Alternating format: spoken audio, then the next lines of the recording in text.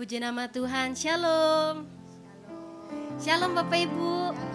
Haleluya. Boleh kasih salam kiri kanannya. Sudah bisa salam ya Bapak Ibu. Boleh katakan Yesus dahsyat. Haleluya. Puji nama Tuhan. Tiba saatnya kita mau meninggikan, mengagungkan nama Tuhan. Sebelumnya kita mau satukan hati kita di hadapan Tuhan. Kita mau sama-sama berdoa. Mari Bapak Ibu. Terima kasih Bapa di surga, terima kasih Tuhan Yesus. Kami bersyukur buat kebaikan Tuhan dalam kehidupan kami. Sampai pada hari ini Tuhan Yesus kami boleh merasakan kebaikan demi kebaikan Tuhan yang Engkau nyatakan dalam setiap kehidupan kami hari lepas hari. Terima kasih Bapa di surga, terima kasih Tuhan Yesus.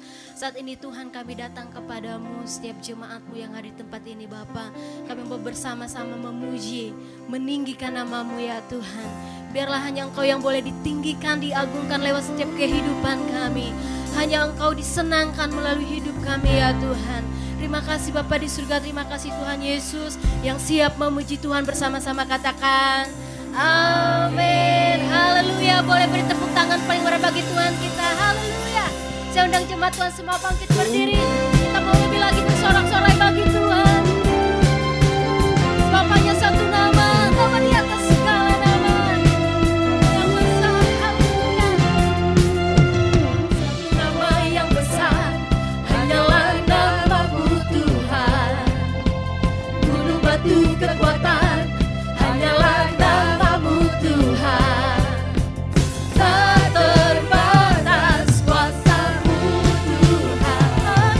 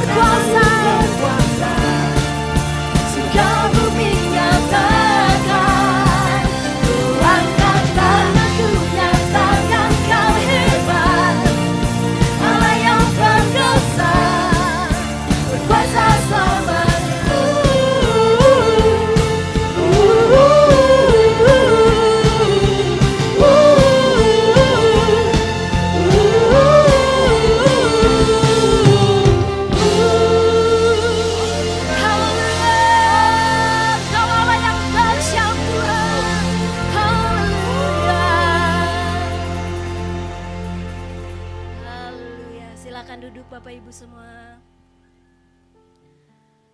Kami bersyukur kepadamu ya Tuhan, buat kebaikan Tuhan, buat anugerah Tuhan dalam setiap kehidupan kami.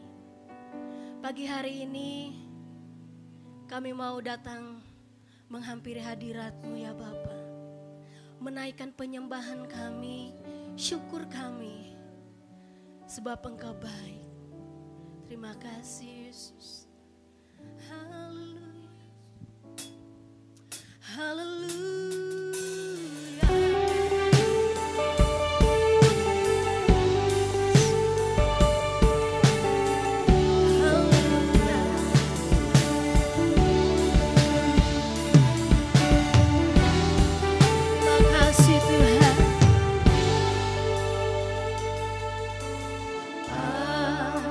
Semesta melukiskan kebesaran Tuhan, bumi dan surga menyanyikan kemuliaan nama, kemuliaan nama-Mu.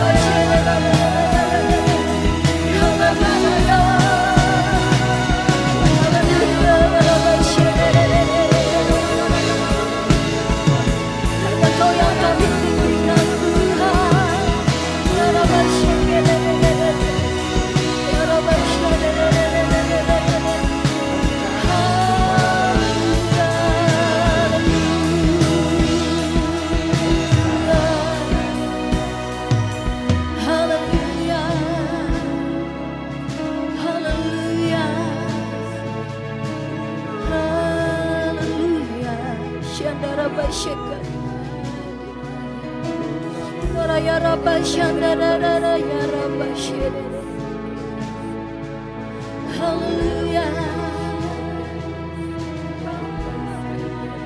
Kami percaya Tuhan, di dalam Engkau ada kemenangan. Di dalam Engkau ada hal yang dahsyat yang Tuhan nyatakan lewat setiap kehidupan kami. Kami percaya Tuhan, Engkau ada, Engkau hadir melawat setiap kami. Haleluya, ya Rabba Shedere. Haleluya.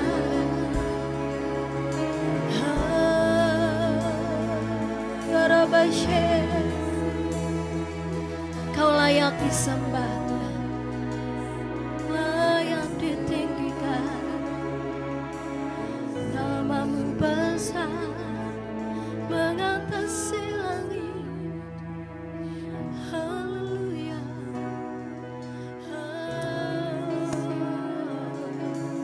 Rabba Shedere.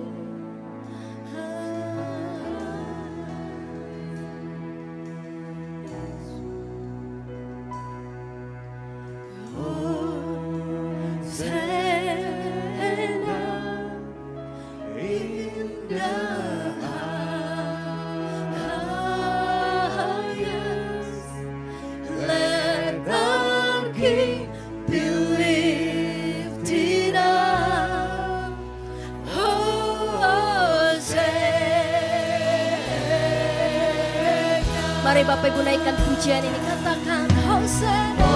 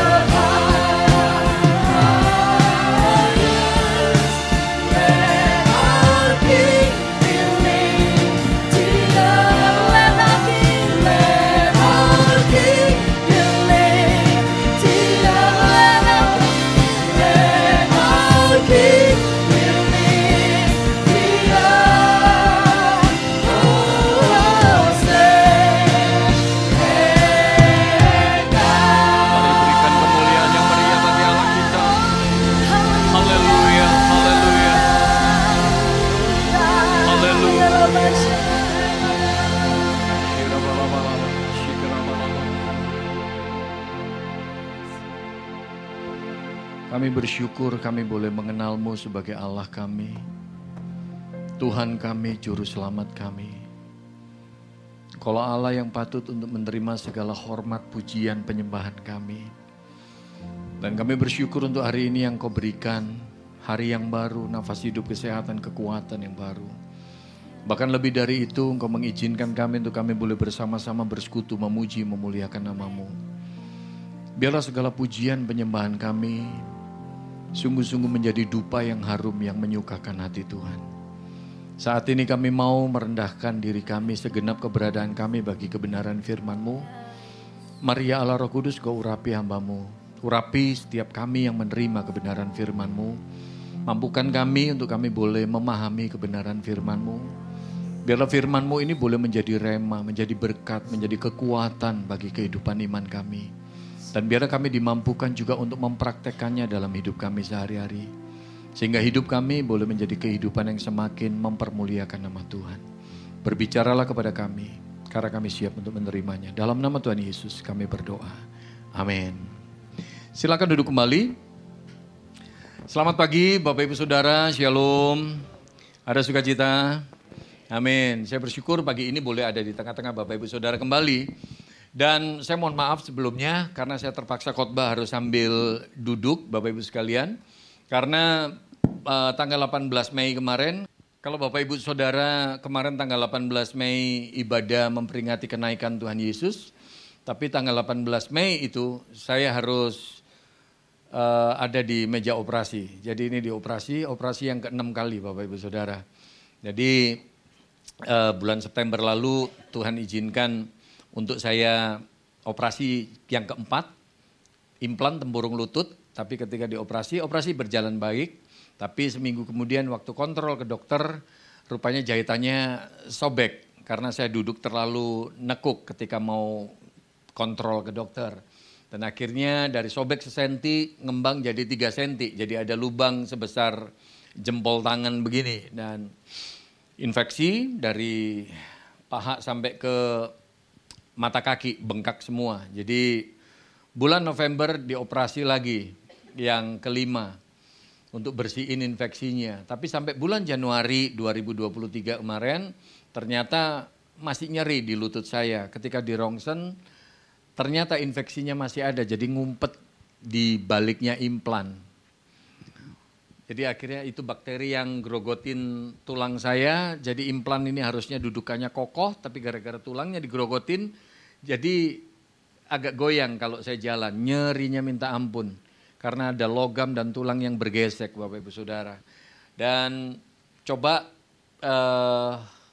ditangani tanpa operasi, ganti antibiotik, saya disuntik kalsium supaya tulangnya numbuh lagi, tapi ternyata sampai bulan April kemarin nggak efektif. Jadi akhirnya bulan Mei dioperasi yang ke-6. Sekarang jadi lututnya nggak bisa ditekuk Bapak Ibu Saudara. Jadi harus lurus begini terus. Mau naik tangga, mau tidur segala macam mesti lurus gini. Tadi Pak Edi, Pak David ini. Saya kebiasaannya panggilnya Pak Edi. Nah jadi tadi Pak David dan Ibu juga udah lihat sekarang di semen, kemudian di pen, dari atas lutut sampai bawah lutut, kurang lebih sejengkal pennya. Dan semennya ini sudah ada antibiotiknya. Jadi ini tahan di dalam sampai bulan Agustus. Tolong bantu doa Bapak Ibu sekalian, karena nanti bulan Agustus saya akan jalani operasi lagi yang ke-7. 7 udah angka sempurna gitu. Berharap itu memang yang terakhir begitu ya. Jadi bulan Agustus nanti dibongkar lagi, kemudian diganti implan lagi, pasang implan lagi. Kalau sekarang nggak ada bantalannya, jadi nggak bisa nekuk dan juga di semen ini. Bapak Ibu Saudara, tapi apapun yang terjadi dalam hidup kita mesti tetap bersyukur sama Tuhan. Kita tetap mau berkata bahwa Tuhan itu baik. Amin. Nah mari kita sama-sama buka satu bagian firman Tuhan. Kita lihat di dalam Injil Matius pasal yang ke-15. Nah di ibadah yang kedua ini saya ingin ajak Bapak Ibu sekalian kita sama-sama belajar dari kehidupan perempuan ini. Bagaimana iman perempuan ini boleh membawa kemenangan di dalam kehidupannya. Begitu pula dalam hidup kita. Tadi di ibadah yang pertama saya tanya kepada setiap jemaat, siapa yang mau ngalamin mujizatnya Tuhan? Semuanya ngacung. Saya mau ngalamin. Tapi ketika ditanya, mau nggak ngalamin masalah? Nggak ada yang mau ngacung. Orang seringkali bilang, oh kalau bisa jangan punya masalah. Loh, masalah itu nggak dicari aja udah ada. Betul tidak? Udah datang sendiri. Makanya dalam hidup jangan suka cari masalah. Udah tahu itu suami orang masih dinyanyiin. Jadikan aku yang kedua. Itu cari masalah. Namanya Bapak Ibu Saudara. Oke. Nah mari kita belajar dari hidup perempuan ini. Matius pasal yang ke-15. Matius pasal yang ke-15. Kita lihat ayat 21 sampai ayat 28. bagaimana iman perempuan ini akhirnya membawa kemenangan dalam kehidupannya.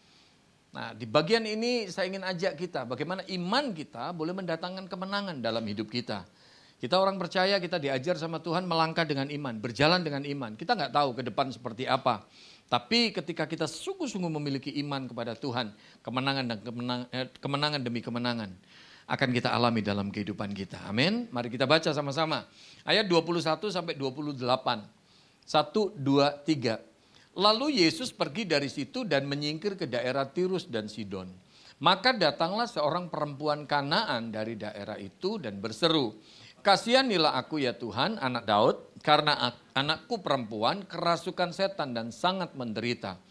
Tetapi Yesus sama sekali tidak menjawabnya. Lalu murid-muridnya datang dan meminta kepadanya, "Suruhlah ia pergi." Ia mengikuti kita dengan berteriak-teriak. Jawab Yesus, "Aku diutus hanya kepada domba-domba yang hilang dari umat Israel." Tetapi perempuan itu mendekat dan menyembah Dia sambil berkata, "Tuhan, tolonglah aku." Tetapi Yesus menjawab, "Tidak patut mengambil roti yang disediakan bagi anak-anak dan melemparkannya kepada anjing." Kata perempuan itu, "Benar Tuhan, namun anjing itu makan remah-remah yang jatuh dari meja tuannya." Maka Yesus menjawab dan berkata kepadanya, "Hai ibu, besar imanmu. Maka jadilah kepadamu seperti yang kau kehendaki." Dan seketika itu juga anaknya sembuh. Amin. Siapa yang mau mengalami kemenangan dalam kehidupannya? Semuanya mau ngalamin kemenangan? Bapak Ibu Saudara, apa yang kita bisa belajar dari kehidupan perempuan ini? Saya tadi katakan bahwa dalam hidup setiap kita, saya yakin dan percaya nggak ada satu orang pun yang hidup tanpa masalah. Gak ada satu orang pun yang berjalan di dalam kehidupannya tanpa masalah. Sejujurnya kita jalanin hidup ini kita ngadepin masalah demi masalah. Kadang-kadang masalah dalam hidup kita ini overlapping, tumpang tindih. Masalah yang satu belum selesai, masalah yang lain sudah datang. Saya hari ini pelayanan dan beberapa waktu ini, nyaris 2 tahun ini, ketika saya pelayanan saya harus pakai tongkat. Mesti terpincang-pincang.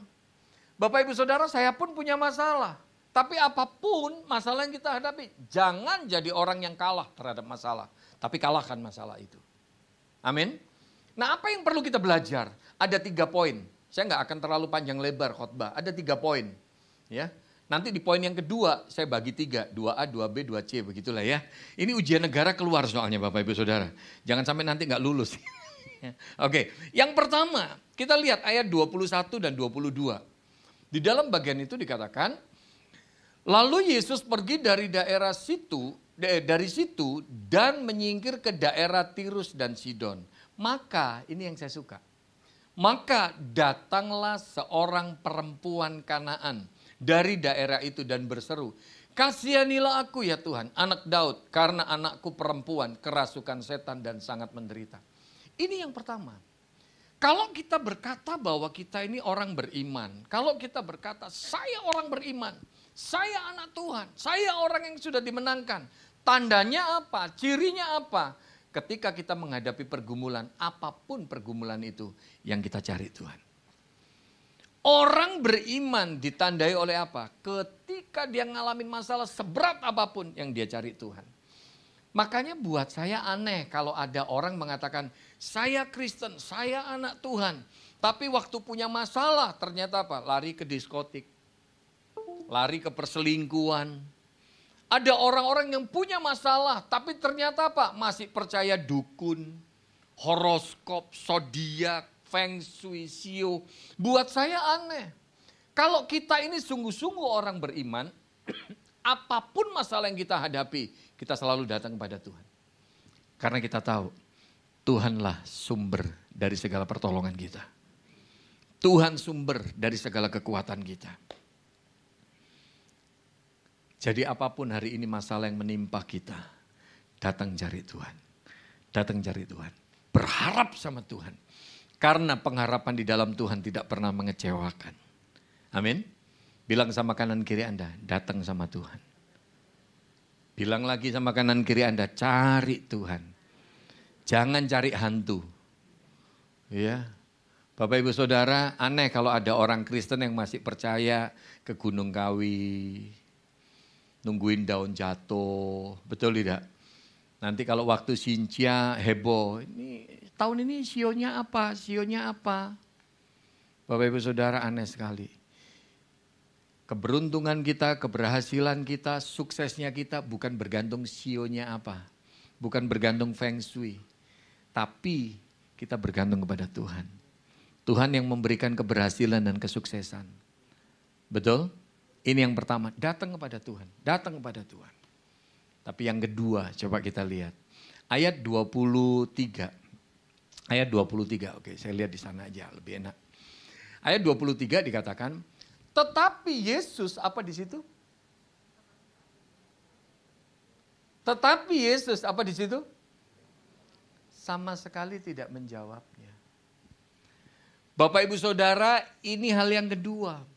Waktu Anda dan saya mengalami pergumulan, waktu Anda dan saya ngalamin persoalan seberat apapun, supaya kita ngalamin kemenangan di dalam kehidupan ini, maka yang kedua, miliki ketabahan. Jadi orang yang tabah. Kita ini dalam hidup waktu ngalamin masalah seringkali gak ngalamin kemenangan, gak ngalamin kuasa Tuhan, gak ngalamin mukjizatnya Tuhan. Bukan karena Tuhan gak mau tolong kita, tapi seringkali apa? Kita gak tabah. Betul tidak? Tabah ini saya bagi 3 Bapak Ibu Saudara. Tabah yang pertama di dalam bagian itu dikatakan, tetapi Yesus sama sekali tidak menjawabnya. Artinya apa? Kita harus tetap tabah sekalipun Tuhan belum jawab doa kita. Halo? Halo? Kita harus tetap tabah. Meskipun apa yang kita doakan mungkin hari ini kita belum terima mukjizatnya itu. Belum ada jawaban terhadap doa kita. Seakan-akan Tuhan diem. Bayangan saya ngelihat perempuan ini. Dia udah benar datang kepada Tuhan. Tuhan tolong dong, anakku kerasukan, Tuhan tolong. Ini kalau di Injil Matius dikatakan perempuan Kanaan, tapi kalau di Injil Markus disebutkan dia ini perempuan Siro-Fenisia yang termasuk golongan orang Kanaan. Jadi bukan orang Israel dia ini, bukan masuk golongannya orang Israel. Dia sudah benar datang pada Tuhan, minta tolong, Tuhan tolong anakku kerasukan, Tuhan tolong. Bayangan saya ini, Tuhan Yesus diem aja, cuma lihat aja. Nggak ngomong apa-apa. Pak, Bu, seringkali dalam hidup kita ngadapin kondisi seperti ini. Kita sudah doa. Kok kayaknya Tuhan diem, kok kayaknya Tuhan nggak jawab. Kok kayaknya apa yang kita doakan nggak ada hasilnya, kayaknya percuma. Seringkali kita gagal di titik ini. Kita suka nggak tabah, kita suka nggak sabar. Kita ini maunya semuanya apa-apa cepet. Gara-gara apa? Salah minum susu, salah makan mie, salah pakai komputer. Kita maunya kalau pakai komputer kan RAM-nya yang tinggi gitu, minimal 16 lah gitu. Jadi waduh, jangan sampai mau download aja masih bisa mandi dulu, ganti baju, downloadnya belum kelar. Kita nggak sabar dengan begitu, maunya cepet. Makan mie maunya mie instan, minum susu maunya susu instan. Kita doa terhadap masalah-masalah kita maunya juga instan. Maunya doa malam ini besok kelar. Doa malam ini besok kelar. Maunya kan begitu. Tapi kayaknya jemaat di sini nggak ada ya Bu ya? Oh jemaat di GBI Pastor nggak ada. Nggak ada ya Pak Edi ya? Pak David? Nggak ada ya? Nggak ada yang ngaku begitu ya? Kita mesti tabah, sekalipun Tuhan belum jawab doa kita. Seakan-akan dalam tanda petik Tuhan diem. Saya ingat banget bagaimana ibu saya berdoa buat saya, kelakuan saya yang amburadul, ngerokok, mabok, judi, hidup berandalan. Ibu saya berdoa buat saya, tiap hari didoakan. Kok kayaknya gak ada perubahannya. Pulang mabok. Kadang-kadang pulang babak belur habis tawuran. Tapi ibu saya tetap berdoa buat saya. Setelah 8 tahun didoakan, ibu saya menyaksikan mukjizat. Akhirnya saya bertobat. Akhirnya saya terima Kristus. Akhirnya saya tinggalkan kehidupan yang seperti itu. Pak, Bu, saya katakan simple. Mungkin pagi hari ini ada doamu yang belum dijawab sama Tuhan. Mungkin ada masalahmu yang belum diselesaikan sama Tuhan. Jangan nyerah, jangan putus asa. Tabah. Tabah. Amin. Tolong tepuk dada Anda. Dada Anda sendiri, jangan dada orang lain. Ya, tepuk dada Anda sendiri, katakan 3 kali. Tabah. Tabah. Mungkin hari ini kita lagi momennya berurai air mata. Kayaknya aduh Pak Sam, aku ngalamin berat banget. Kok kayaknya Tuhan belum jawab-jawab. Tabah, gak ada rumusan lain. Gak ada rumusan lain. Amin. Bilang sama kanan kiri Anda, tabah ya, tabah. Siapa tahu sebelah Anda, gue udah capek. Kurang teh capeknya, iya. Tabah. Amin. Tabah yang kedua. Nih perempuan ini imannya luar biasa banget Bapak Ibu Saudara. Saya menyampaikan bagian ini saya sendiri juga diberkati sekali. Tabah yang kedua di ayat 23 itu. Tetapi Yesus sama sekali tidak menjawabnya. Lalu, nah ini masalahnya. Murid-muridnya datang dan meminta kepadanya, meminta kepada Tuhan Yesus. Suruhlah ia pergi, suruhlah perempuan ini pergi gitu ya. Ia mengikuti kita dengan berteriak-teriak. Saya mau tanya, murid-murid ini harusnya ngomong sama si ibu ini, Bu, apa yang saya bisa bantu untuk ngomong sama guru? Ataukah bilang, Guru, suruh pergi dong perempuan ini teriak-teriak dari tadi. Harusnya yang mana? Yang pertama apa yang kedua? Harusnya yang pertama. Bu, apa yang saya bisa bantu untuk ngomong sama guru? Harusnya kan begitu. Tapi ternyata murid-murid sebaliknya. Guru suruh dong pergi di perempuan, rese nih dari tadi teriak-teriak. Apa yang saya ingin bagikan, ini poin yang kedua atau 2B. Kita harus tabah ketika orang yang seharusnya bisa menolong kita, tapi tidak melakukan sesuatu buat kita. Nangkep maksud saya? Kadang-kadang gak bisa dipungkiri, waktu kita punya pergumulan, waktu kita punya permasalahan dalam hidup, kadang-kadang dalam tanda petik, kita berharap si A, si B, si C, oh kayaknya bisa nolong nih. Oh kayaknya bisa bantu nih. Tapi ternyata loh kok gak bantu? Loh kok gak ngelakuin sesuatu? Gak sedikit orang Kristen yang kecewa. Gara-gara apa? Pak Sam percuma saya gak mau ke gereja lagi deh. Saya gak mau pelayanan lagi deh. Buktinya apaan? Tuh orang Kristen, tuh pengurus gereja, tuh hamba Tuhan. Buktinya saya punya masalah dia gak tolong saya.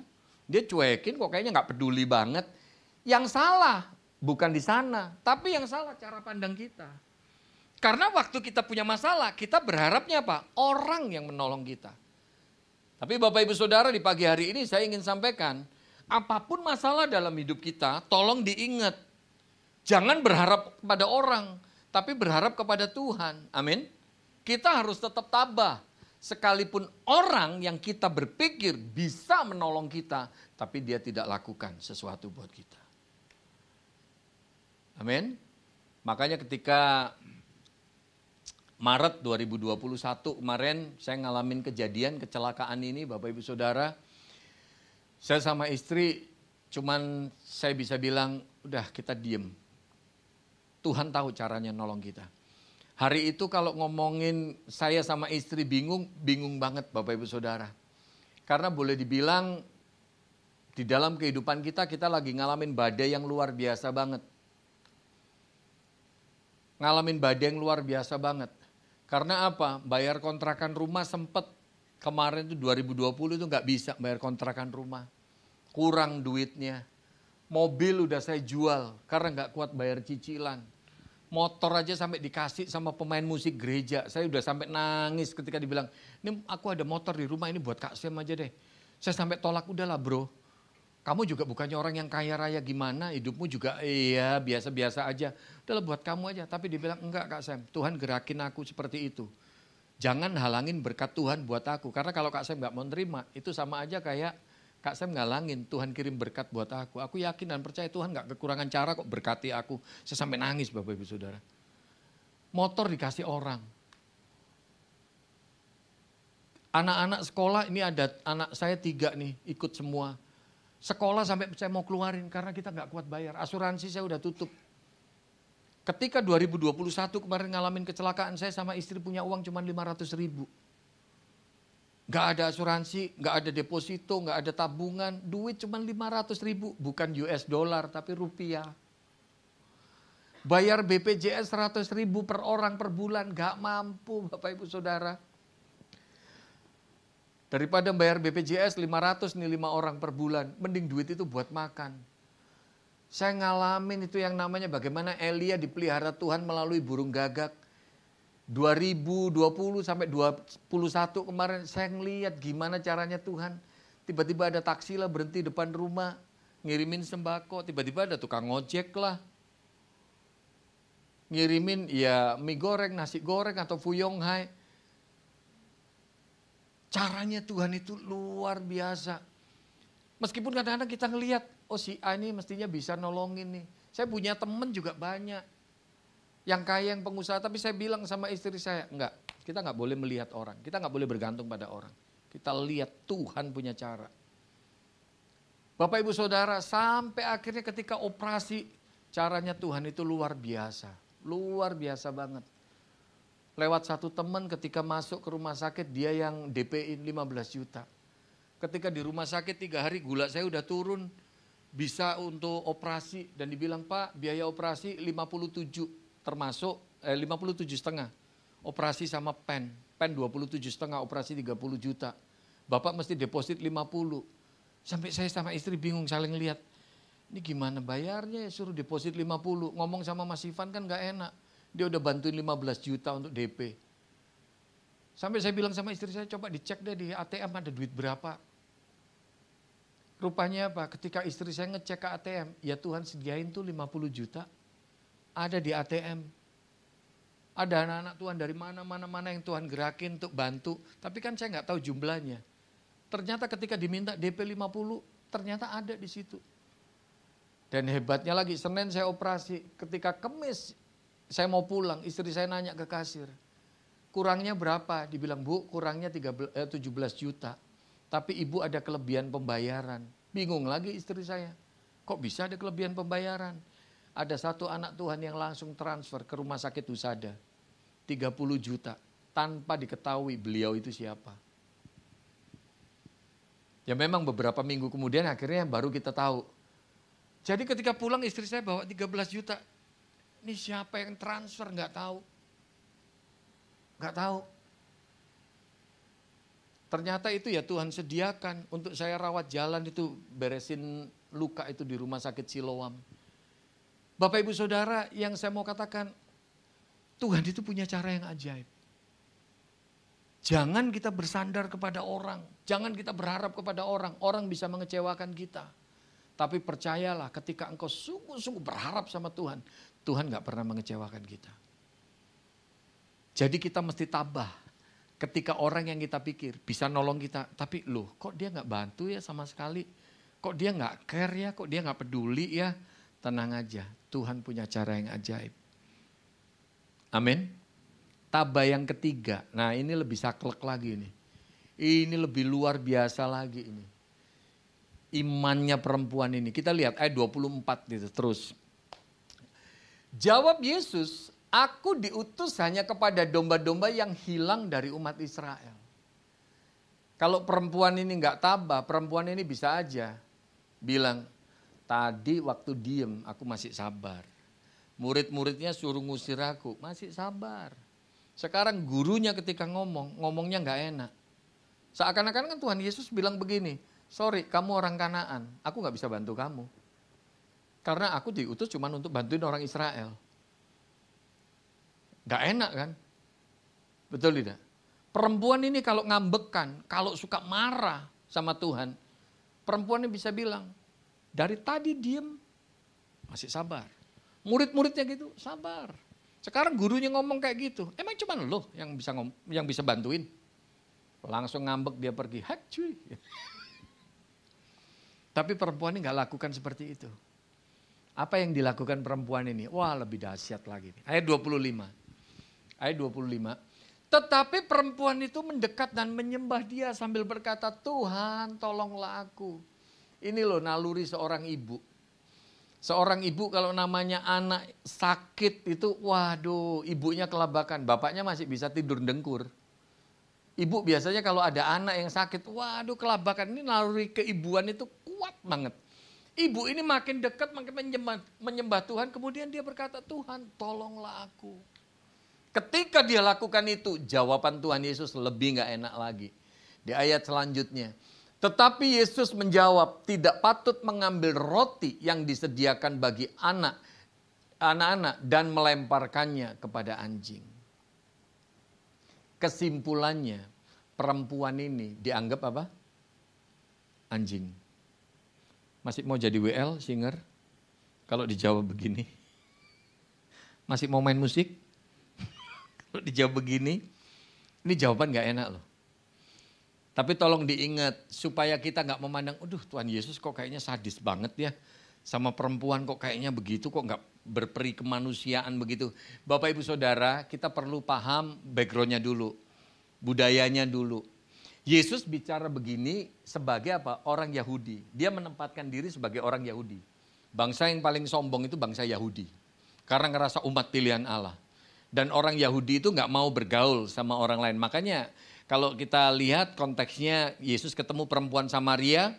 Perempuan Samaria itu yang pasang barrier. Yang pasang benteng. Yesus minta air, bagi air dong. Perempuan Samaria itu bilangnya apa? Kamu orang Yahudi. Orang Yahudi kan gak ngomong sama orang Samaria. Kok kamu minta air sama aku? Dia yang pasang benteng. Karena kebiasaannya orang Yahudi gak mau bergaul. Kalau Anda baca di dalam Kisah Para Rasul ketika Injil mulai tersebar ke bangsa lain, protes loh, kok begini? Bukannya ini buat orang Israel doang. Gitu. Nangkep maksud saya? Nah, Yesus menempatkan diri sebagai orang Yahudi, Bapak Ibu Saudara. Yang digambarkan roti, roti itu menggambarkan anugerah Allah, pengampunan, keselamatan dan lain sebagainya. Itu digambarkan dengan roti. Kemudian apa? Anak itu gambaran bangsa Israel sebagai umat pilihan Allah. Dan yang dianggap anjing, ya yang di luarnya itu. Nangkep maksud saya? Jadi Yesus bukannya gak berperi kemanusiaan. Tapi kalau kita tahu latar belakangnya, budayanya, Yesus mengatakan ini sebagai orang Yahudi. Makanya Yesus mengatakan roti atau anugerah yang mestinya dikasih buat anak, buat bangsa Israel, gak patut dilemparkan atau dikasih buat orang yang di luar orang Israel. Yesus ingin tahu imannya perempuan ini. Yesus ingin melihat imannya ibu ini. Tapi Anda lihat, ketika Yesus berkata seperti itu, ibu ini mengatakan, wah luar biasa. Ayat 27, saya suka sekali ayat ini. Perempuan ini mengatakan apa? Kata perempuan itu, benar Tuhan, namun anjing itu makan remah-remah yang jatuh dari meja tuannya. Seakan-akan ibu ini berkata begini, kalau saya terjemahkan ke bahasa sehari-hari. Udahlah Tuhan, aku mau dianggap anjing, babi, badak, muka tembok, muka badak, gak punya muka, terserah deh. Aku dianggap gak layak juga, gak terserah deh, gak apa-apa. Yang penting tolong dong sembuhin anakku. Di sini kita lihat sebuah kerendahan hati, sebuah penyerahan diri, sebuah harapan yang luar biasa dari seorang ibu. Imannya dia luar biasa.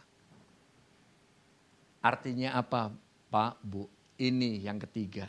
Kita harus tabah kalau Tuhan jawab gak seperti mau kita. Amin. Kadang-kadang ketika kita doa, Tuhan jawab gak seperti bayangan kita. Gak seperti kemauan kita. Kayak tadi di ibadah pertama saya sampaikan, kisahnya Naaman. Naaman datang ke rumah Elisa, Naaman berharap ditumpang tangan, sembuh. Itu pikirannya Naaman. Tapi Tuhan jawab doanya Naaman, keinginannya Naaman, harapannya Naaman. Dengan apa? Suruh nyemplung di sungai Yordan 7 kali. Bapak Ibu bisa bayangkan. Panglima tentara, panglimanya raja, jenderal bintang 4 kalau di Indonesia. Disuruh nyemplung di kali. Buat Naaman itu penghinaan, itu yang tadi saya sampaikan di ibadah pertama. Tuhan jawab gak seperti maunya Naaman. Tapi ketika Naaman taat, mukjizat terjadi. Perempuan ini dijawab gak seperti maunya dia. Tapi perempuan ini berkata, benar Tuhan. Aku gak usah dikasih anugerah yang utama deh. Aku kalau dipandang gak layak, gak usah dikasih rotinya deh Tuhan. Tapi biarin aku dapat remah-remahnya aja. Belas kasihan Tuhan yang sedikit aja deh. Yaitu apa? Sembuhin anakku. Itu kerendahan hati yang luar biasa. Pengharapan kepada Tuhan yang luar biasa itu. Amin. Jadi kita mesti tabah. Kalau Tuhan jawab gak seperti mau kita. Bilang sama kanan kiri Anda, tabah ya. Kalau Tuhan jawab nggak seperti mau kamu. Amin. Minta pemain musik kembali ke tahtanya. Poin yang ketiga, yang terakhir. Nah ini, kalau bicara terakhir mujizat terjadi nih. Yang ngantuk dicelikkan, yang loyo dikuatkan, begitu kan? Yang ketiga, kita lihat di dalam ayat 28. Maka Yesus menjawab dan berkata kepadanya, hai ibu, apa? Besar imanmu. Ini yang luar biasa. Hai ibu, besar imanmu. Bukannya hai ibu, besar nyalimu. Enggak. Tapi dikatakan, hai ibu, besar imanmu. Maka jadilah kepadamu seperti yang kau kehendaki. Dan seketika itu juga anaknya sembuh. Bapak ibu saudara, ini yang ketiga. Ibu ini punya iman. Dibuktikan dengan apa? Dia datang, dia berharap kepada Tuhan. Ibu ini punya iman gak cuma datang kepada Tuhan. Tapi ibu ini tabah. Ketika Tuhan diam, Tuhan belum jawab doanya, ibu ini tabah. Ketika murid-murid mengecewakan dirinya, harusnya nolong malah suruh ngusir, dia tetap tabah. Ketika Tuhan jawab gak seperti maunya dia tetap tabah. Dan akhirnya dari imannya itu, ini poin yang ketiga. Iman ibu ini mendatangkan kemenangan bagi kehidupannya. Mendatangkan mukjizat bagi kehidupannya. Anaknya akhirnya disembuhkan.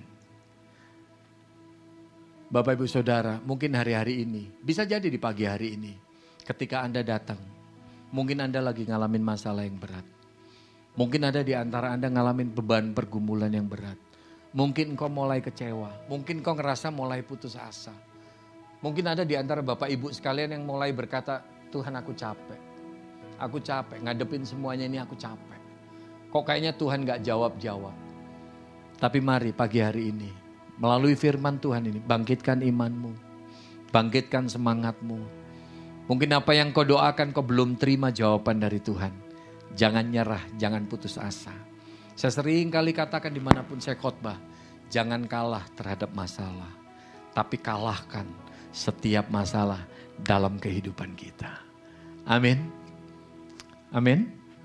Haleluya Yesus.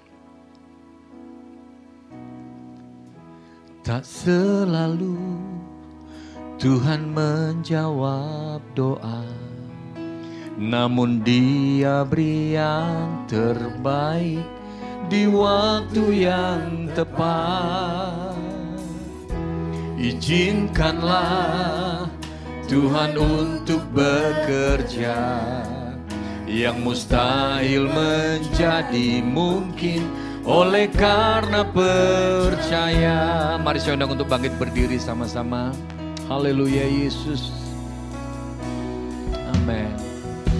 Tak selalu Tuhan menjawab doa, namun Dia beri yang terbaik di waktu yang tepat.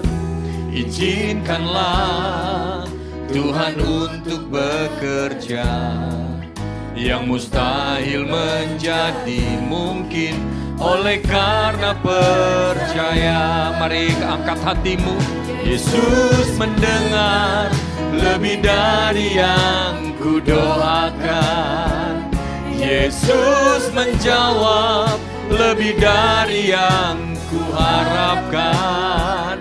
Dengan caranya di waktu yang tepat, ku kan melihat Dia jadikan semua. Mari katakan pada Tuhan, Yesus mendengar lebih dari yang kudoakan. Yakini, imani, bahkan Dia mampu menjawab lebih dari yang kita harapkan.